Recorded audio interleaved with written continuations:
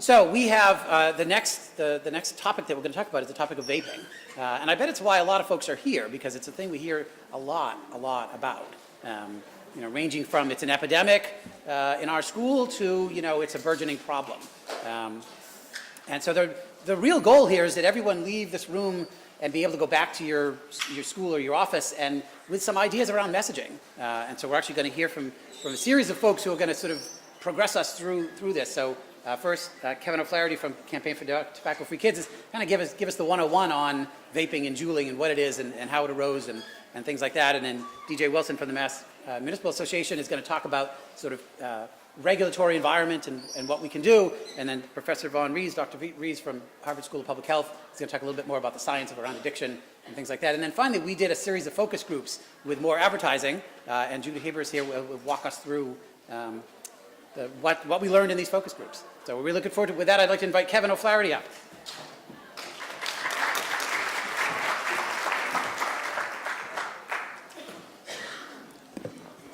Can you all hear me? Yes. So I'll avoid using talking about addictions. I've got the Diet Coke. See if I can avoid spilling it.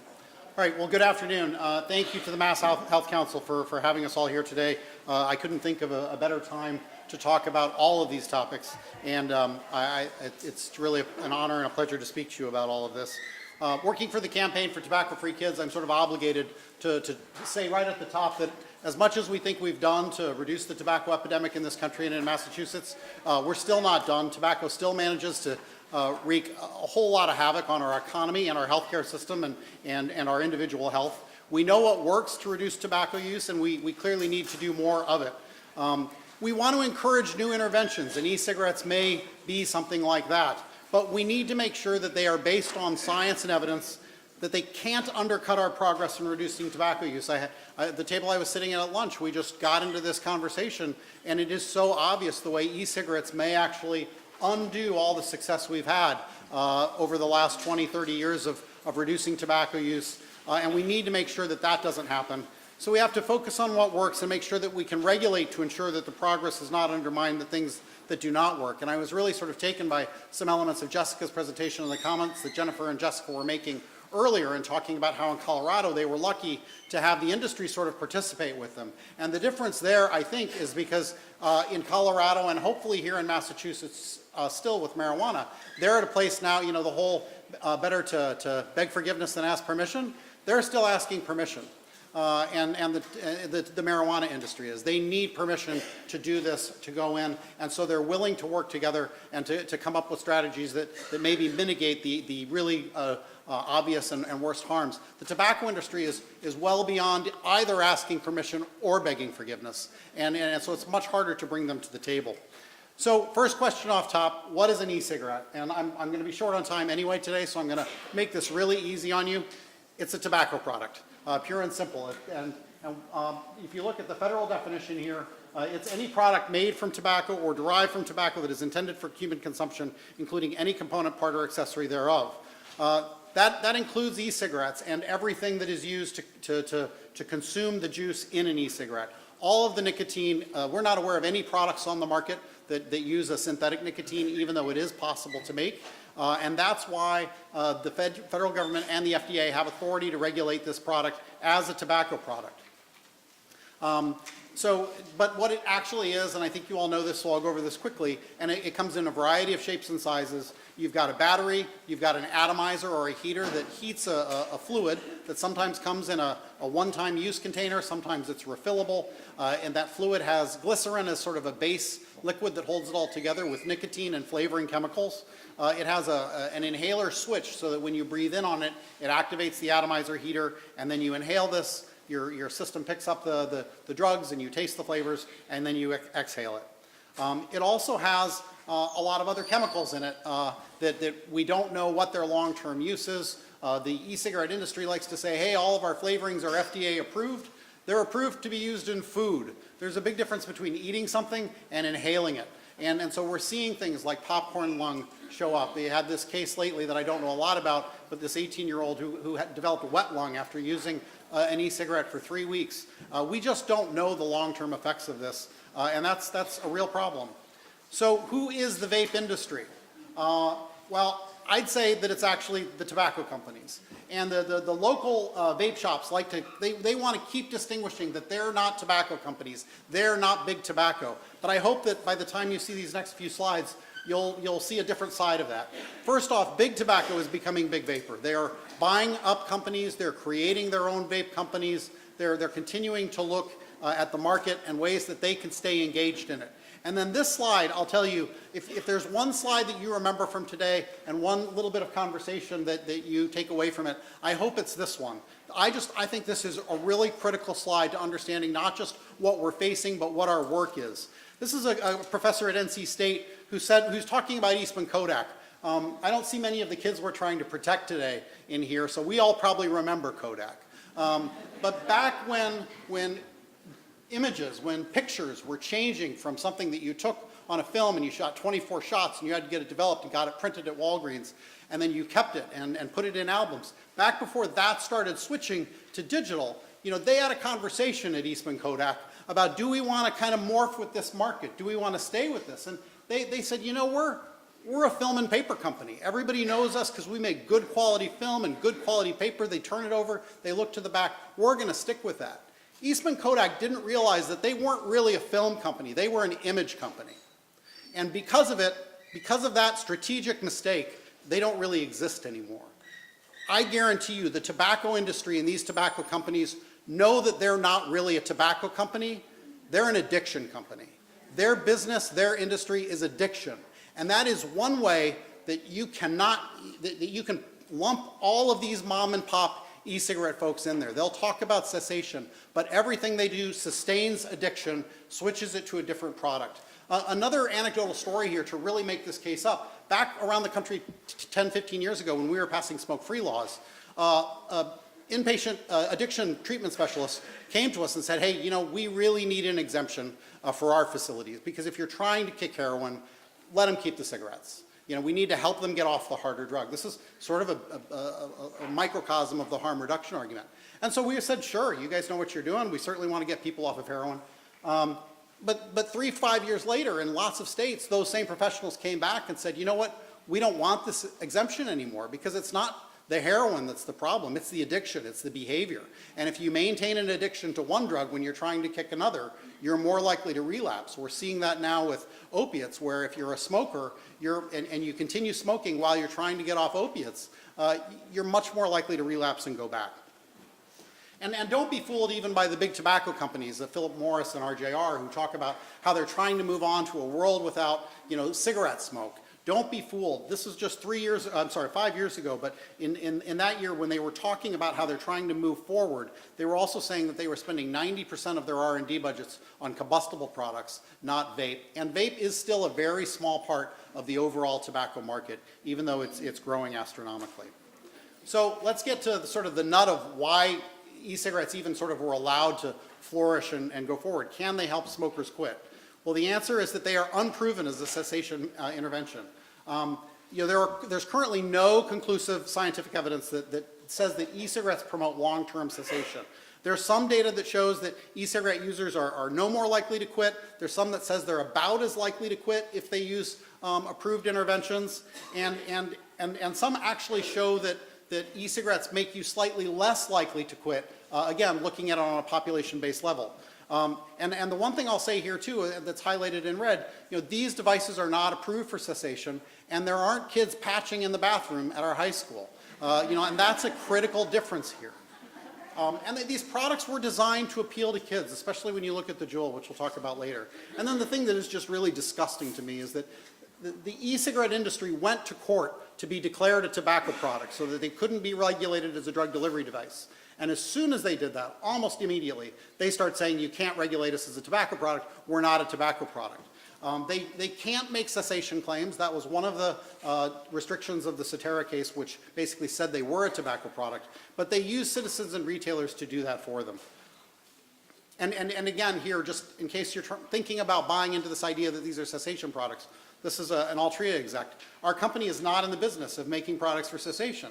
Damn straight, because what they're about is keeping people addicted one way or another. Think of a continuum of risk. It's a continuum of addiction for them.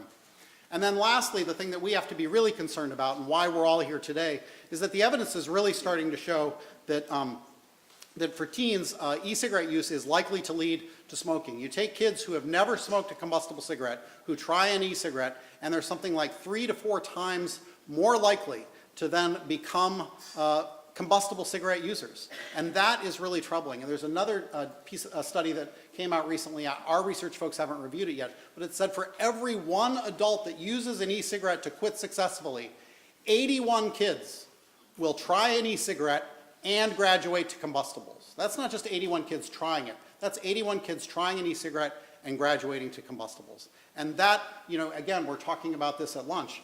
That's a recipe for disaster in terms of undoing what we've done all along. And the one takeaway that I forgot to mention on the slide that I said was the biggest slide that you'll see today, or at least in this presentation, on Eastman Kodak, is I've felt for a long time now that perhaps we made a mistake.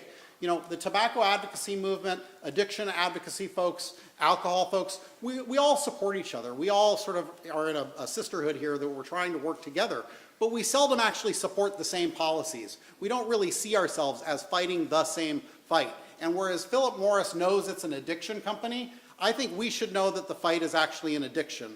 If we had fought as hard over the last 30 or 40 years to denormalize addiction as we did fight and win to denormalize tobacco use, we might be in a different place now regarding things like e-cigarettes. And I think that's just something we need to think about. So as a result, you have you know, regulation of ends, people trying to address the problem. On the federal level, in 2009, the Congress passed a law that basically granted, this is the outcome of the Cetera decision, Congress went back and passed a law that granted the FDA the authority to regulate these products as tobacco products. It gave them immediate authority over cigarettes, cigarette tobacco, roll your own tobacco, and smokeless. But then under the definition that I shared with you earlier, anything else that fell under that definition, the FDA would have to deem authority over those products and establish rules. And the FDA was also required, when they established rules or did anything really, to do it on the basis of public health. They had to prove that there was a strong public health interest in any of the laws or regulations they promulgated. And we thought that was actually a really good thing for a lot of reasons, but it does actually make the process painfully slow. So they began deeming over these other tobacco products, including e-cigarettes and cigars, in 2010. They issued a proposed rule in 2014, which began to take effect in August of 2016. And this is what deeming would have accomplished for e-cigarettes. Every e-cigarette on the market would have to register with the FDA, each product, and report what's in the product and the ingredient listings and how it's made. They could only market new products after a review and approval by the FDA. They could only make direct and implied claims of reduced risk or cessation if the FDA confirmed that the scientific evidence supported the claim and that marketing the product wouldn't harm public health as a whole. Minimum age restrictions nationwide, no distribution of free samples, requirements to include health warnings on the products, and prohibition of vending machine sales, et cetera. This is what deeming would have accomplished and should have accomplished. And the key thing here, too, is this new product review. The date that was set in the original law was any product that came on the market after February of 2007 was a new product. There were less than 100 vape products on the market before February of 2007. And everything that would have come out after that, any slightly different product or substantially different product, would have had to have been reviewed. There is also a pathway that new products, if they are substantial equivalents to previous products, they can basically say, hey, this is just the same product, we're marketing it the same way, it's no new thing, then they could stay on the market. But that's the only other pathway that they would have been able to get to the market. But and the public health standard is really important here. I talked about it a little bit earlier. It means that even if a product is good for individual health, and e-cigarettes probably are, we don't know, the evidence, for a while I would have said they most likely are, now I'd say they probably are because we're starting to see more long-term health problems, but they haven't been on the market that long. But they probably still are less harmful than a combustible cigarette. But that's not saying much. These things are seriously the most lethal legal product on the market. But even if they are less harmful for the individual, what the FDA had to do in looking at approval was, ask these other questions. Is this offset by keeping smokers smoking? Folks who would have quit, but then decide to either switch to vaping or do both, and there's a lot of dual use out there. Also, is it offset by marketing that ends up attracting kids that never would have started smoking to use this product? And does it lure former smokers back into smoking? So in order for a new product to come to market, it would have had to comprehensively not just been good for individual health, but the way it's being marketed, the design of the product, is it good for public health? This was a long battle. Like I said, it was 5 years from the announcement of the intent to deem to the time that they issued a final rule. And we talked about that 5-year time as the Wild West, because you saw a dramatic rise not just in the types of products out there, but in the use of e-cigarettes by kids. And so, you know, what happened now? This was supposed to go into effect in August 2016. Well, so how did the Trump administration respond to this? Well, they delayed the new rule. And they didn't delay it they initially delayed it by 3 months, and then when they came out with it, they delayed implementation of it by 6 years. They immediately extended the compliance deadlines for new product review of e-cigarettes and other newly regulated products. The good thing, sort of, is that it leaves the grandfather date the same. It's still, you know, supposedly in 2022, when they start trying to rein all this in, any product introduced after February of 2007 would have to go through this process, but that's going to be a nightmare. And as hard as the industry fought to survive now with this, in 5 more years it'll be worse. And as much as I'd like to hang this all on the Trump administration for all kinds of reasons, you know, this law passed in 2009. And when the FDA proposed regulations after 5 years, they sent it to OMB, and OMB struck 3/4 of the regulations that the FDA wanted to do. So there's complicity on both sides. The industry, again, they know what they're doing. They've got people everywhere. They work with both parties, sadly for us. One big winner of this extension, this delay, has been Juul. Juul would not be on the market now. It was a new product introduced after 2007. It's clearly designed to take advantage of the youth market. It looks like a USB drive. I don't need to belabor this point. The two most popular flavors it comes in are creme brulee and mango. And then this is another critical thing about Juul, that if you look at this graph here in terms of how nicotine is absorbed from a Juul, the average cigarette is on the bottom, the purple bar. The Juul is the blue, and it very closely mimics a cigarette. A cigarette is still the most efficient nicotine delivery product out there, but the Juul comes damn close. And that makes it incredibly addictive, especially for kids. And they do this by using nicotine salts instead of just straight up nicotine. And I'm not a chemist, so I can't tell you more than that. But from what I understand, these salts make not only the vapor more tolerable, kind of like what menthol does for combustible cigarette smoke, and they make it be uptaken by the system much more quickly. And so we all know about the risks of addiction and how important it is for a teenage brain to not become addicted, because you sort of then become hardwired for life. And then this is what's happened to the e-cigarette market since Juul came on board, or on the market. And you can see how it's just gone through the roof. At this point, it was slightly under 60%. It is now over 60% and climbing. And it is, you know, it's what everybody is using in schools. And these kids, they don't know what they're using. I talked to a kid last night in Westchester.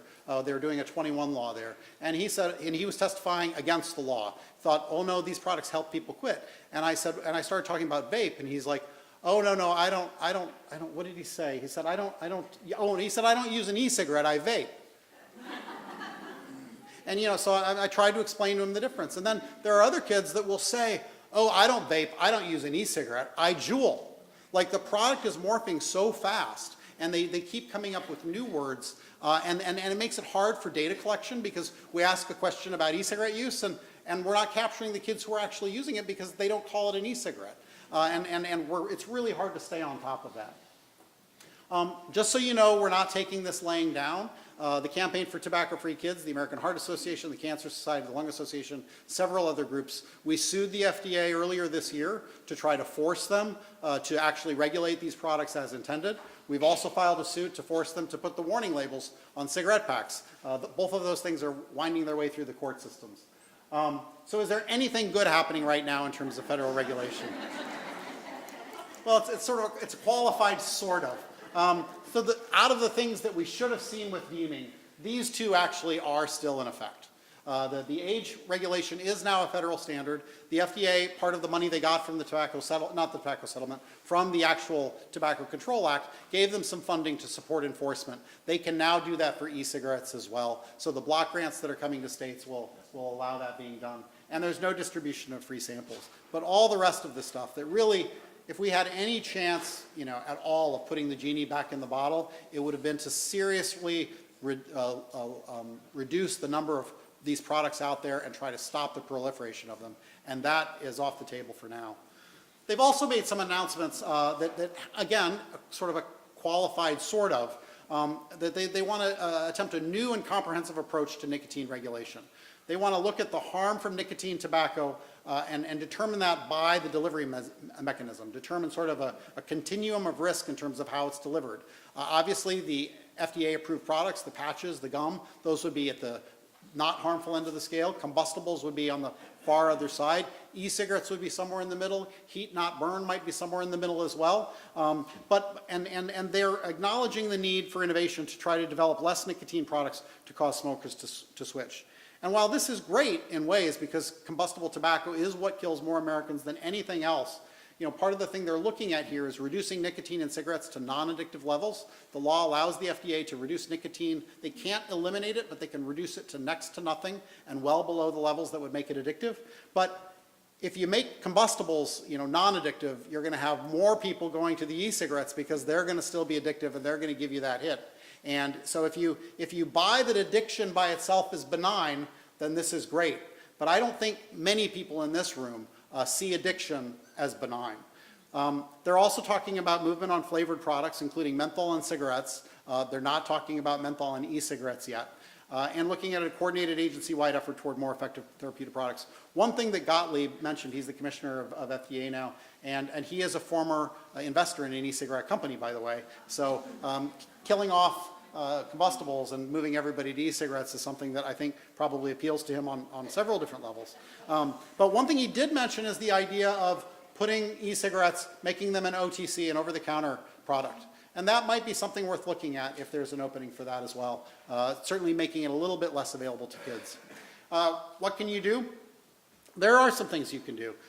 First off, we need to, and these are some things that are actually happening in Massachusetts. We think right now with a comprehensive omnibus tobacco control bill, expand smoke-free laws to include e-cigarettes, make these things less pervasive. Take action to restrict the sale and distribution of these products, increasing the sales age to 21, including for e-cigarettes, restricting the sale of flavors. There are a lot of local governments here in Massachusetts that have restricted the sale of flavors, including flavored e-cigarettes, to adult-only facilities. That's a great way to make these things, again, harder for kids to access. The internet still gets through, but anything we can do is helpful.